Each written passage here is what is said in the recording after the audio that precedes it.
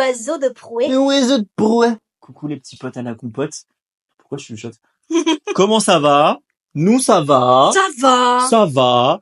Toujours dans cette lignée, on parle des films où il y a Margot Robbie dedans, sa petite filmographie. Cette fois, on s'attaque à Birds of Prey, oiseaux de proie, français, ou la fantabuleuse histoire d'Harley Quinn.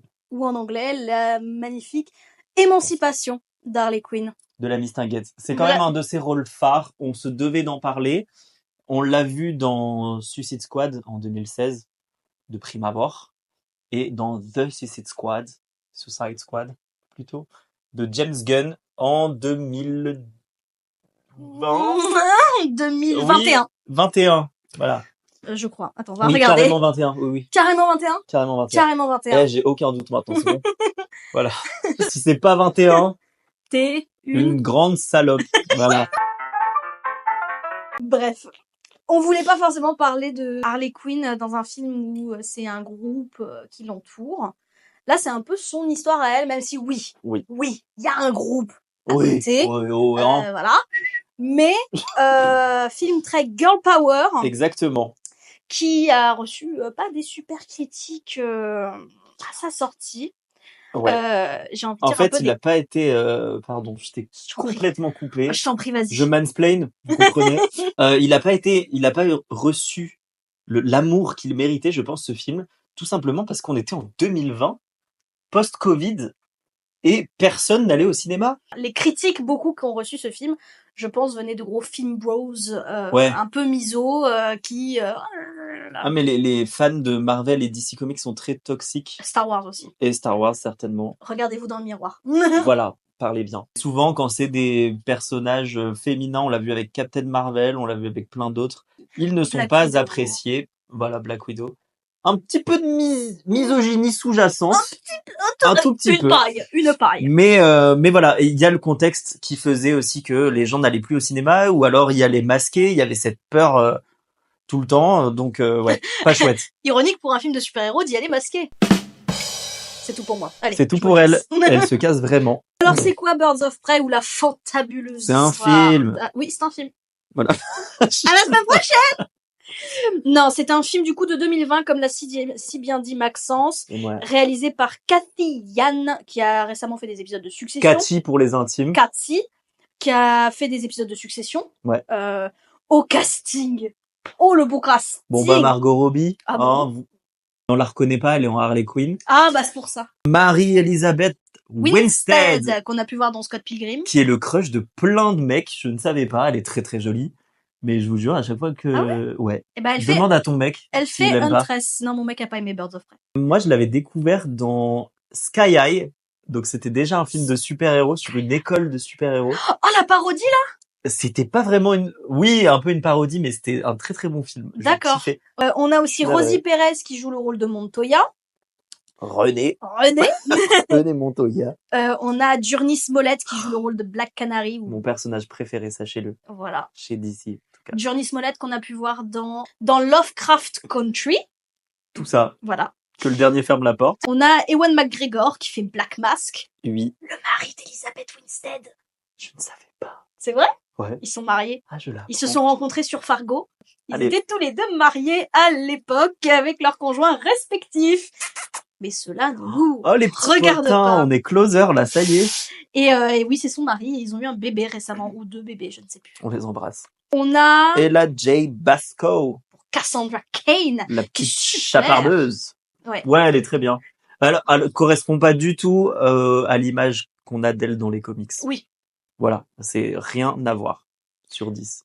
Et enfin, pour Victor Zsasz, on a Chris Messina. On a déjà vu le personnage de Zsasz dans plusieurs trucs, notamment la série Gotham. Ah, qui était très bien regardée, et oui, la série Gotham. Et les jeux vidéo, naturellement. Volo. Pour les costumes, on a Erin Benak, qui a fait notamment les costumes de Drive et de A Star is Born, et à la lumière, Matthew Libatic, qui a fait la lumière de A Star is Born, décidément, et de Don't Worry Darling, de Olivia Wilde. Oh là là, on a adoré, on l'a vu ensemble. Très bon film. C'est produit par Margot Robbie, Again, et sa société de production Lucky Chap. Elle avait pitché le film à DC en 2015, Donc je pense un peu après le tournage de Suicide Squad, le premier. Voilà. Ouais, non, il était pas ouf. Il était pas ouf, celui de 2016. Alors, je peux comprendre pourquoi il y en a qui aiment, parce que au premier visionnage, je l'avais aimé. Mais je crois qu'il est tellement passé par les mains des studios qu'on dit non, ça tu changes, ça tu changes, ça tu changes, que le pauvre David Ayer, il a dit, il a été décalé un max de fois et on sait très bien ce que ça donne après sur les films. Avec, pour moi, je trouve le pire Joker. Ouais. Jared Leto, désolé Pupus, mais dégueu, hein. Mais on a eu mieux que toi. Gerbe. Hein. Heath Ledger. Et il y en aura d'autres des très bien. Oh oui, il y en a eu déjà pas mal et il y en aura d'autres. Ouais, voilà. Niveau budget. J'ai pas. Eh ben j'ai. On est sur un budget de 85 millions de dollars. Et ça a rapporté, même en temps de Covid, 205 millions de dollars. Eh ben, petit bénéfice. Petit bénéfice, mais je pense que pour Hollywood, ce n'est toujours pas assez. Ah, mais c'est carrément rien. C'est que dalle. C'est que dalle. Pacotille. Pacotille. Oui, je voulais juste en parler un petit peu plus. Margot Robbie voulait raconter plus d'histoires sur Harley Quinn. C'est pour ça qu'elle s'est intéressée aux Birds of Prey, équipe dans laquelle Harley Quinn ne fait pas partie du tout. Voilà, et c'est pour ça que le titre s'appelle d'ailleurs Birds of Prey et la fantabuleuse histoire d'Harley Quinn, parce qu'elle n'est pas du tout dans cette équipe. On en parlera juste après, on a l'encyclopédie ici, d'accord? Mais simplement, elle voulait une équipe 100% féminine. Et ce qui conduira ensuite, on l'espère, et ça a été divulgué il y a longtemps déjà, donc on attend la suite. Les Gotham Sirens. Les Gotham Sirens, les sirènes de Gotham, Poison Ivy, Catwoman, Harley Quinn. Voilà, on a envie de voir ça en fait, Margot. Que demande le peuple? Time is running, hein. Mais après tout, c'est qui Harley Quinn? Arlene Quinzel de son vrai nom, pardon, Docteur Arlene Quinzel, qui ne figurait pas dans les comics d'ici, qui a été inventé en 92, créé par Paul Dini et Bruce Timm pour justement, la série animée Batman de 1992. Elle devait être présente que pour un seul épisode, mais les fans ont tellement adoré son personnage qu'elle est même rentrée dans le comics en 1993. Voilà. Et c'est devenu un des personnages les plus appréciés, j'ai envie de dire, du DC Universe, des DC Comics et tutti quanti. Parce qu'elle est folle alliée, on l'adore. C'est une psy qui travaillait à Arkham, qui tombe amoureuse du Joker et qui entame une relation très toxique avec lui. Archi-toxique. Jusqu'à devenir du coup Harley Quinn, avec ce costume absolument extraordinaire d'Harlequin. Ouais. Et c'est un personnage qui du coup a beaucoup plu aux fans et je peux comprendre parce que enfin moi j'aime bien les méchantes. Ouais, moi aussi. J'aime bien les méchantes. Moi j'aime les personnages féminins en règle générale et Harley Quinn elle coche toutes les cases de la parfaite méchante qui n'a peur de rien, elle a pas froid aux yeux et c'est ce qui la rend encore plus dangereuse. Voilà. Et très amusante à la fois. Donc on s'y attache très très vite finalement. Je vous fais un petit synopsis. Oh, avec plaisir. Est-ce que c'est le moment? On commence par Cassandra Cain, voilà, qui est une petite voleuse. Shipper arrête de shipper, comme on dit chez moi. Je sais pas si vous dites ça chez vous, c'est marrant. Dites-le. Qui vole un diams, un petit diamant, et elle s'attire les foudres du méchant Black Mask, donc Roman Sionis. En parallèle, on a l'histoire d'Harley Quinn. Elle vient de quitter le Joker, ça y est, c'est fini, rupture amoureuse. Elle va tout faire péter. Ace Chemicals, bam, ça part en cacahuète. Elle défonce tout. Donc maintenant qu'elle n'est plus sous la protection du Joker, c'est une cible à abattre, la Miss. Oui. Voilà, sa tête est mise à prix, je vous dis pas. Elle tabasse. Elle va s'allier avec un groupe de filles, donc les Birds of Prey, vous vous en doutez, pour sauver la petite Cassandra Cain. Voilà, toutes ces histoires sont un peu liées. Il y a des flashbacks, il y a du tac, ça part dans tous les sens, c'est ça qu'on adore. Et voilà, très bon rythme de film. Vite fait, avant de présenter la Bible, j'aimerais faire un petit extrait monde parallèle de qui est-ce qu'on aurait pu avoir dans ce film. Bah déjà, Mary-Elizabeth Winstead aurait pu jouer Harley Quinn dans Suicide Squad. Elle a été approchée. Ah ouais? Oui. En parlant de Mary-Elizabeth Winstead, donc pour Huntress, on aurait pu avoir Christine Milioti. Quand on a regardé Le Loup de Wall Street, c'est la première femme de Leonardo DiCaprio. Ah oui. Elle est aussi dans How I Met Your Mother. On aurait pu avoir Margaret Qualley, donc qui était notamment dans Once Upon a Time in Hollywood. Sofia Boutella, Kingsman. Et récemment Rebel Moon. Ouais. Et Alexandra Daddario, donc on a pu voir dans Percy Jackson. Exact. Et The White Lotus. Oui. Pour Black Mask, on aurait pu avoir Nicolas Cage. Oui, absolument. Sharlto Copley. Est-ce que tu vois qui c'est? Oui. District 9. Il est dans Maléfique aussi. Oui, c'est lui qui joue le roi. Voilà. Donc c'est comme ça, Connard moi, je l'ai... de roi. Connard! Connard! Les PD! Sam Pardon. Rockwell. On aurait pu avoir Sam Ouais. Rockwell, qui était dans... Récemment, il était dans Argyle. Ah ouais, d'accord. C'est peut-être pas le top de sa Je filmographie, suis parti pendant le film, j'ai pas aimé. Et Billy Zane, donc de Titanic, qui joue le fiancé. Ah ouais, j'aime pas sa gueule. C'était un fancast assez important, et puis au final, il l'a pas fait. Pour Black Canary. Ah ouais. Black Canary. Non, il Alors était pas... Billy Zane n'était pas censé faire Black Canary. Mais pour Black Canary, on avait Gugu... Alors attends, je me reprends. Gugu Mbatha-Raw, qui était récemment dans Loki. Dis-moi en plus. La meuf de Kang. Ravonna. On avait aussi Janelle Monáe. Ouais, ok. On avait Vanessa bien. Kirby, qui était récemment dans l'émission Impossible. Mais oui, et bientôt dans les 4 Fantastiques, les gars. Ah oui! Beau casting, moi, je trouve. On aurait pu avoir Jodie Comer, donc de Killing Eve, ou récemment dans Free Guy. Absolument. Et on aurait pu avoir Blake Lively, Gossip Girl. Ouais, elle aurait été très bien dans le rôle de Black Canary. Pour Victor Zaz, on aurait pu avoir John Leguizamo, qu'on a vu récemment dans Le Menu. Mm-hmm. Il était aussi dans John Wick. On aurait pu avoir Woody Harrelson, qu'on ne présente plus. Ouais. Hunger Games. Voilà. Tranquille. Et Ed Skrein, c'est lui qui fait, j'allais dire Javel, non. Dopinder. Non, il joue le méchant de Deadpool. Mais il a un nom de produit ménager. Francis. Oui, mais il a un nom de produit ménager. Ajax. Il joue Ajax, voilà. Et Lady Gaga a été offert un rôle mystère, mais n'a pas accepté. Petite transition, elle va jouer Harley Quinn dans Joker Folie à 2, qui va sortir, je pense, en avec octobre. Joaquin Phoenix. Exact. On va être sur un autre délire, je pense. Oui. Un peu plus dark, un peu plus dark, ouais. comédie musicale et tout. Ça peut être très très sympa. Je trouve que ça a l'air génial. Mais on sera là pour l'épisode, hein. Soyez présents. On va essayer de faire des films qui sortent aussi. C'est le but. C'est le but. Mais il n'y a pas grand chose qui sort en ce moment de potable. Furiosa bientôt. Oui. Soyez là. Ah putain. Fais la focus. Oh merde, vous voyez la ring light. Désolé, je te cache. Cache-moi, je t'en prie. Cette petite Bible que j'ai depuis des lustres et des lustres, figurez-vous. Mais toi, t'es plus Marvel que DC, il me semble. Je suis plus Marvel que DC. J'ai la même en Marvel, hein. Commencez même pas. Je voudrais parler de Birds of Prey, finalement. L'équipe originale, qui ne compte pas du tout Harley Quinn, je vous l'ai dit précédemment. Mais parmi les membres de cette équipe, on retrouve Black Canary, Huntress, qui sont dans le film, et Batgirl. C'est elle-même qui... Oui, absolument, elle est là. Oui. C'est elle... Regardez, je vous mens pas, et oh, elle est là, Batgirl. Qui initie finalement elle-même l'équipe avec Black Canary. En fait, elle, voilà, sur une mission commune. Le pouvoir de Black Canary, rappelle-le. Elle crie très fort, comme ma mère. Elle hurle, c'est un pouvoir supersonique, on dit ça? Peut-être. Mais pas le hérisson, hein. Sonic. J'ai compris de fou. Ok, donc Black Canary et Huntress qui les rejoint un peu plus tard. Mais c'est pas tout. L'équipe va compter plus tard Lady Blackhawk, qui est un personnage que je connais pas tellement, mais voilà, fun. Et on a Dove and Hawk aussi qui vont les rejoindre. Et là, j'en vois quelques-unes en plus. Katana de temps en temps. Ah, qu'on a vu dans Suicide Squad. Exactement, qui se joint à l'équipe. Strix, que je connaissais pas trop, et en fait, c'est une combattante de la cour des hiboux. Voilà. Oh, intéressant. Starling, voilà. Et d'autres. Du beau monde. Du beau monde, Condor. Mais toujours également. Full féminin. Pas toujours. J'ai dit Dove and Hawk. Hawk est un homme. Oh. Mais il marche de pair avec Dove.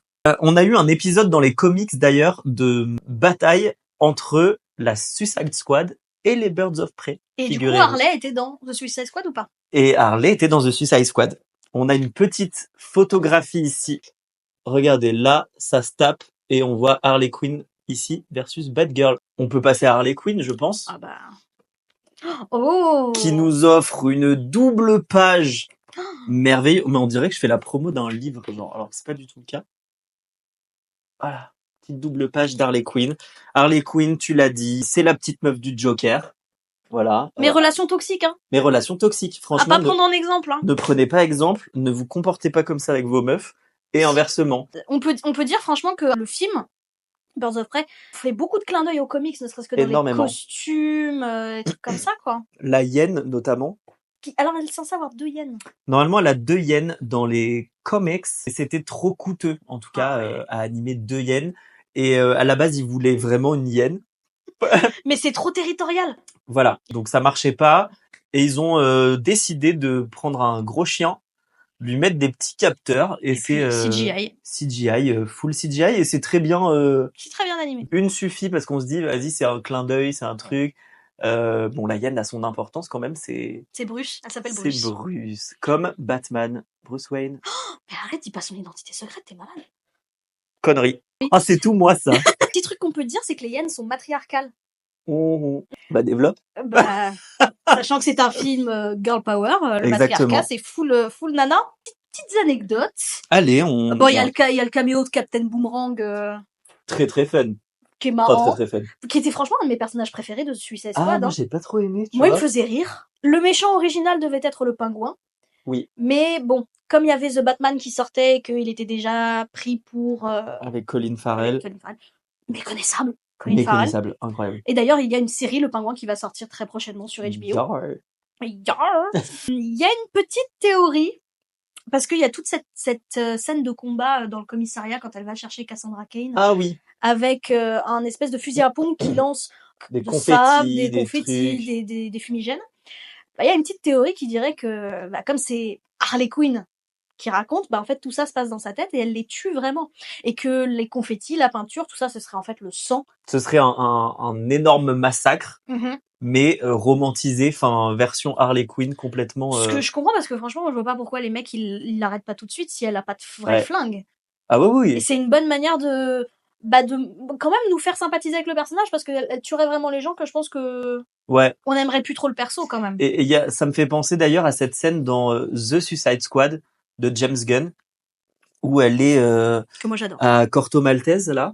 Oh ouais, putain, tu te rappelles du nom? Ouais, je me rappelle du nom. Elle est à Corto Maltese. Quand elle se libère et qu'elle fait le massacre et tout. Elle s'échappe du truc et tout ça pendant que les autres viennent la chercher, mais voilà. Et c'est pareil, un massacre et c'est très avec des fleurs graphique, et tout. il y a des fleurs, il y a du truc. Donc en fait, on peut, c'est en voyant ces deux films, on se dit cette théorie, elle marche complètement parce que c'est des combats qu'on voit pas ailleurs. Quand les autres de la Suicide Squad tuent des gens, ils tuent des gens. Elle, quand elle tue des gens, il y a des fleurs, il y a des confettis, il y a des trucs. C'est une princesse, elle pète pas. The Suicide Squad que j'ai beaucoup aimé moi. J'ai adoré. Je l'ai préféré au premier et j'ai trouvé qu'il était. Ton personnage préféré? Weasel. Polka Dot Man. Ah ouais? Ouais. Marrant. Le studio, il me semble que c'est Warner Bros aussi. C'est complètement Warner Bros. C'est complètement Warner Bros. Il voulait quelqu'un de plus jeune pour jouer René Montoya, la René. Et c'est Cathy Yan qui a dit allez vous faire foutre. Non. Moi je trouve que c'est parfait. Je garde Rosie Perez, ça va dans le personnage. Ça va complètement dans le personnage. Arrêtez de mettre des jeunes partout. Et surtout que le personnage est comme ça, elle devient dans les comics The Question, qui est une détective. En fait, il y en a deux. Il y a un mec et une meuf, et notamment René Montoya. Et du coup, moi, je trouve que son âge lui va très bien. Un peu comme, vous voyez, Commissaire Gordon ou des trucs comme ça. Oui, je vois pas pourquoi ça devrait être une jeunette. Parce surtout que c'est une femme. Surtout que c'est une flic qui est censée avoir de la bouteille, pas parce qu'elle est alcoolique, mais qui a beaucoup bossé, qui est... Lesbienne. Aussi. En parlant de lesbienne, petite anecdote. Je sais pas où je vais. Je sais pas où je vais, mais je me lance. Il y a une scène de Harley Quinn en roller. Et ce sport s'appelle le roller derby. Et je dis ça parce que c'est un sport de lesbienne. Ma cousine aussi. Marielle, si tu passes par là, je sais que tu regardes. Je t'embrasse très fort. Et c'est un très beau sport à regarder. Vraiment, c'est des... Oui, ça a l'air sympa. C'est 100% féminin. C'est des meufs qui se courent après en... Je sais plus tout à fait les règles. Il y avait eu un film avec Elliot Page sur le roller derby. C'est très possible. Mais en parlant de lesbienne, aussi au début, quand c'est dessiné et tout, et qu'elle dit qu'elle s'est fait briser son cœur plusieurs fois. Je sais ce que tu vas dire. Quand il y a les espèces de jackpot derrière, à un moment donné, il y a une femme qui est d'ailleurs un peu inspirée du dessin de Poison Ivy dans la série animée de 92. Elle a son chara design. Ce qui confirme entre guillemets que Harley Quinn est bisexuelle dans le DCEU. Ah mais ça a été 100% confirmé. Il y a une série animée qui est sortie où elles sont en couple. Oui, mais je veux dire dans l'univers du film plutôt. Ah oui, dans l'univers du film. Dans l'univers des films, ouais. J'ai pas terminé sur le roller derby. Elle porte, donc elle est très agressive, c'est une très bonne scène, j'aime bien. Elle porte le numéro 92 sur son petit maillot, 92, année de création du personnage d'Harley Quinn, ce qui me permet encore une fois de rebondir. Oh là là, je te laisse plus la parole. Vas-y, je t'en prie. C'est dingue. J'adore tes coups. En 92, donc t'en as parlé tout à l'heure, Paul Dini, qui a créé le personnage, était très ami avec une certaine Arlene Sorkin, Sorkin. je ne sais plus me lire. C'est Arlene Sorkin. la voix. Elle prête sa voix, au personnage d'Harley Quinn dans la série de 92. Mais avant ça, c'est également une inspiration directe, et on le voit dans le film. Renée Montoya, au moment où elle reçoit un texto, ouais, j'écris des gros textos comme ça, de Black Canary, on voit sur une télé un personnage, un clown, une femme clown, et c'est Arlene Sorkin elle-même dans Des jours et des vies de 1965. Arlene Sorkin et son prénom Arlene Quinzel, Harley Quinn. Faites le rapprochement vous-même, vous êtes pas teubés. C'est bon, vous êtes intelligent, je pense. On vous adore d'ailleurs. Journey Smollett chante vraiment dans le film. Ouais, elle chante mais bien. Franchement, This is a man's world. But it would be nothing,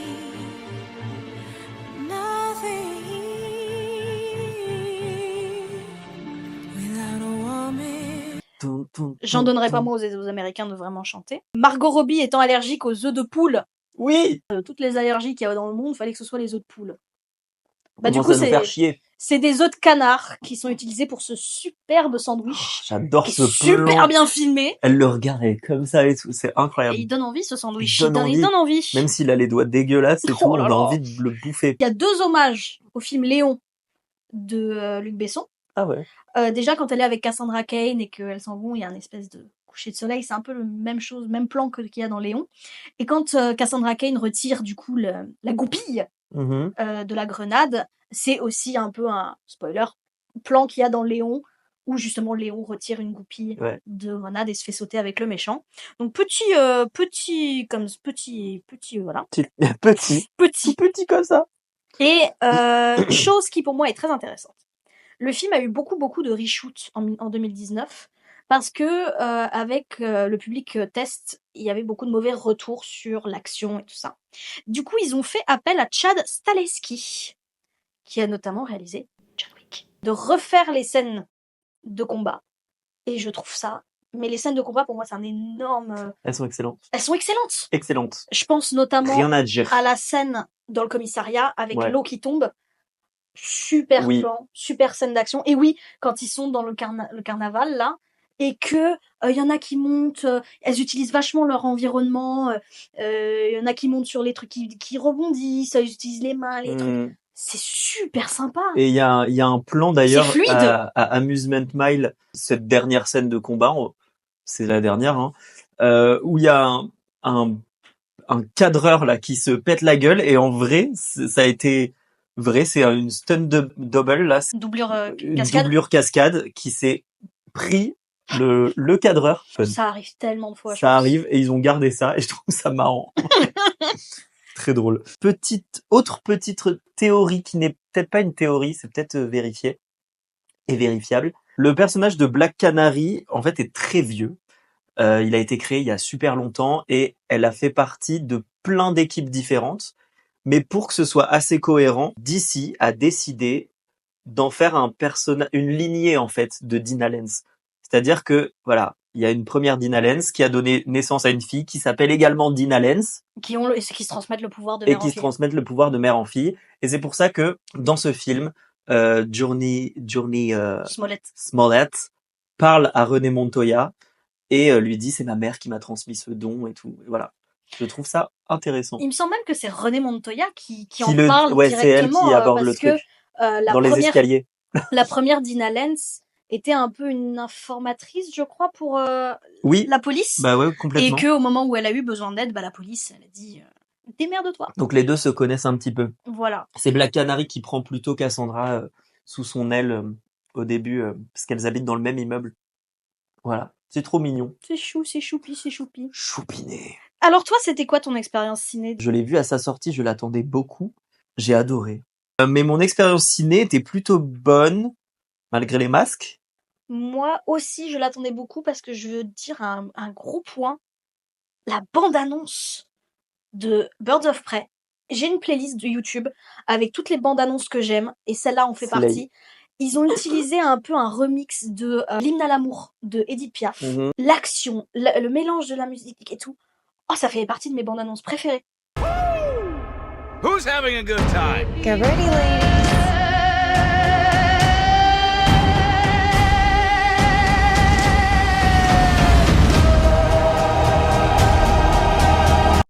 Et justement, t'en parles, la musique est Ouais, il folle y aussi. a pas Hein. mal de... J'ai Ouais. beaucoup écouté cette playlist à sa sortie. Franchement, Doja Cat, c'est comme ça que je l'ai découvert d'ailleurs. C'est vrai, ouais. Et beaucoup, je pense, l'ont découvert comme ça, avec Boss Beach. Après, elle a pété sur TikTok. Mais avant ça, il y avait Boss Beach, j'ai l'impression. Et moi, j'ai kiffé. Moi, je l'ai vu, Birds of Prey, en 2020, ouais, pendant le Covid. Chiant. Je me faisais un marathon. Pour si je portais le masque, autant le porter toute la journée. Et je l'ai vu dans un marathon. Elle allait de salle en salle sans passer de ticket. Non, si, là, Bah, elle est à d'autres. Là, si. Personne te croit. Moi, j'avais adoré sur le premier visionnage. Quand je l'ai revu pour écrire cet épisode, je l'ai peut-être un peu moins apprécié sur le deuxième visionnage. Je trouvais ça peut-être un petit peu long sur certains moments. Mais pareil, film de genre 1h49, un truc comme ça. 1h49, donc pas si long que ça. Agréable. Ouais. Arrêtez les films de 2h30. Ça dépend, parfois c'est intéressant. Franchement, il y a des films de 2h30, voire 3h. Je pense à The Batman, je peux le regarder. Oui, ça, oui. Je l'ai vu 3 fois la même semaine, je crois. Ouais. Mais J'ai perdu 9 heures. J'aime bien le format 1h45, c'est tellement mieux. Faut que ce soit, en fait, si c'est un long film, faut qu'il soit parfait.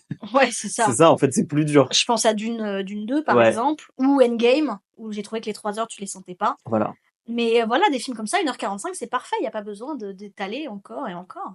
Mais moi, j'aime bien ce film, j'aime bien. Bon, je peux comprendre qu'il y en a qui n'aiment pas. Parce que c'est vrai qu'il y a ce gros côté girl power, mais bon. Bon, on va pas tergiverser. Tes points positifs. Les fachos. Les fachos. Tes points positifs et tes points négatifs. Mes points positifs, ce côté, et je sais qu'on va pas être d'accord là-dessus, visiblement, de rythme et la structure du film, où ça revient en arrière, ça repart, c'est déjanté, et en fait, t'es dans la tête d'Harley Quinn. Pour moi, c'est ça qui a voulu être dit. C'est une structure qui correspond bien au personnage, mais moi, c'est une structure qui m'a saoulée. Qui me saoule sur d'autres films, hein. Mais alors, sur celui-là, je trouve que ça fonctionne des feux de Dieu. Voilà, j'aime beaucoup. Les personnages, bah voilà, ils font partie de mes personnages préférés d'ici, de toute façon.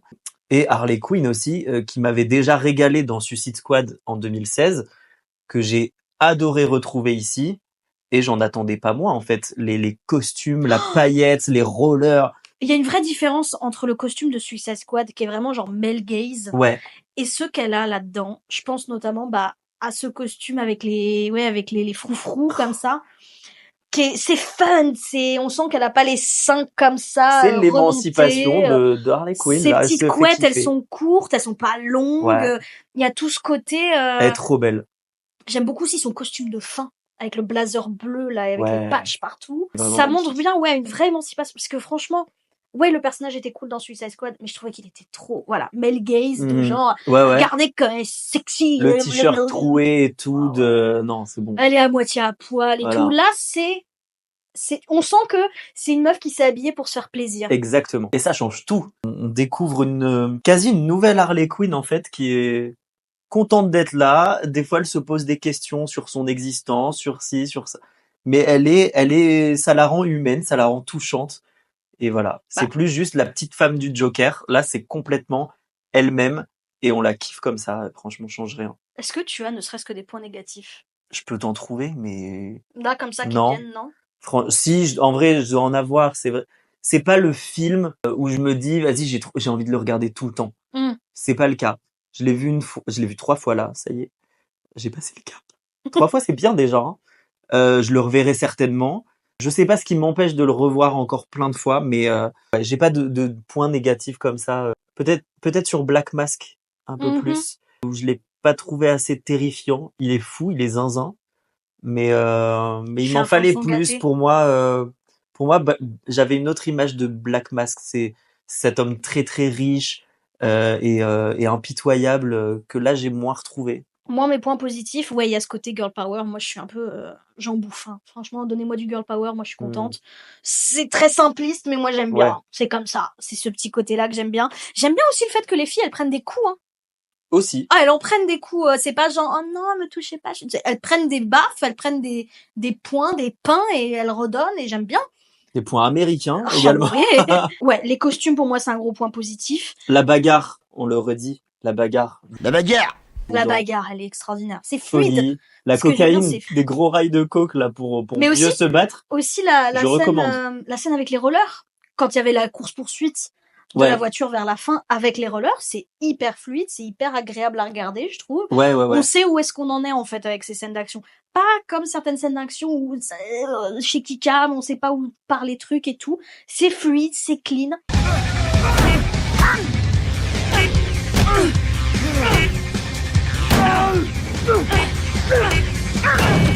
Moi, j'aime beaucoup l'esthétique du film.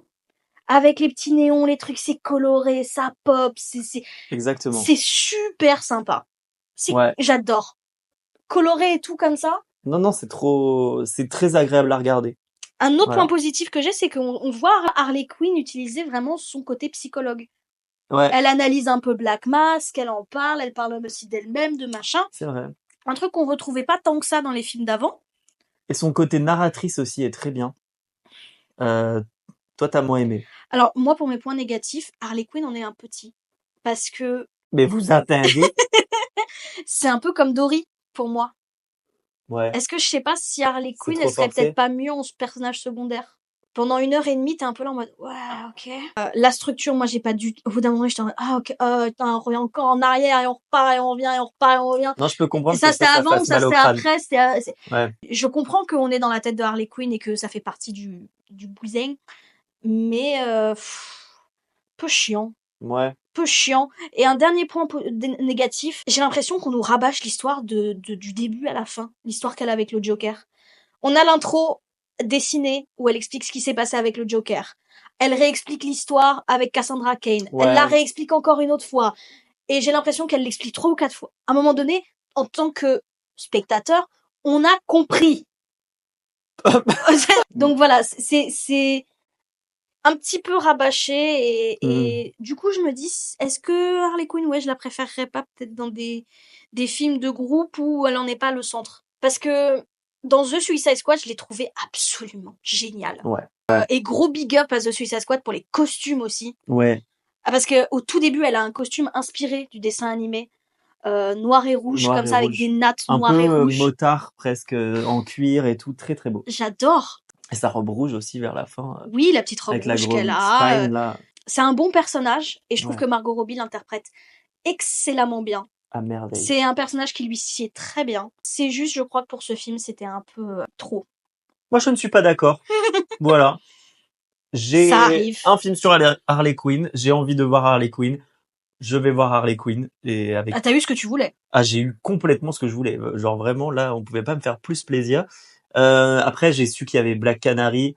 J'aurais aimé éventuellement qu'elle utilise un peu plus ses pouvoirs et autrement.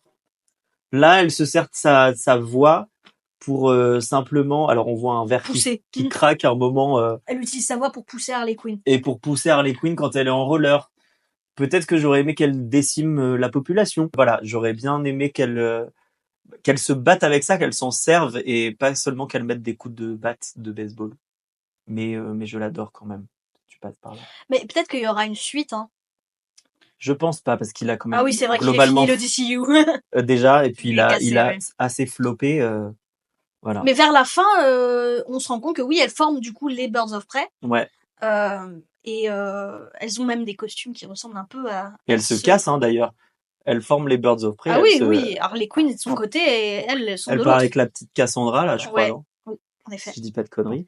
Bon, combien d'étoiles tu lui mets? Un solide 4. Ah ouais. Et bah pour moi, ce serait plus un 3. D'accord. Un 3. Parce que... Elle a le droit, elle a le droit. Dans le premier visionnage, certes, c'était vachement bien. Et puis quand je l'ai revu, j'étais un peu... Je l'ai revu avec ma mère. En français. J'ai oublié de le dire. Oh non. Avec Dorothée Pousseau, là. On n'en peut plus. Non, je rigole. Elle fait du très bon travail, Dorothée Pousseau. Mais moi, En fait, on l'entend partout. Bah, c'est pas ça, c'est que pour moi, c'est la sœur de Martin Mystère et je pouvais pas la blairer, la sœur de Martin Mystère. C'est pas sa sœur, c'est sa cousine. Ou sa cousine. Enfin, bref, quelqu'un qui peut pas se taper. C'est la sœur de Dexter, en revanche. Aussi, ah bah, que des personnages absolument pas du tout horripilants. Mais non, je l'ai revu avec ma mère, elle a trouvé ça d'un vulgaire. Ce que je peux comprendre, en vrai. Il lui en faut peu à ta mère. Faut pas lui montrer le Wall Street, hein. Non, je lui montrerai pas. Ni Babylone. Oh. Bah, est-ce que c'est pas le prochain épisode? Ah, j'ai merdé. Oh, c'est le prochain épisode. Prochain épisode, Babylone. Premier avis très divergent entre nous. Oui, on va se battre. Il y a débat. C'est naze. Allez, chin-chin, Ah oui, pardon. avant qu'on fasse d'autres conneries. T'as plus d'eau. Boy. À la semaine prochaine. Bisous mes poudines.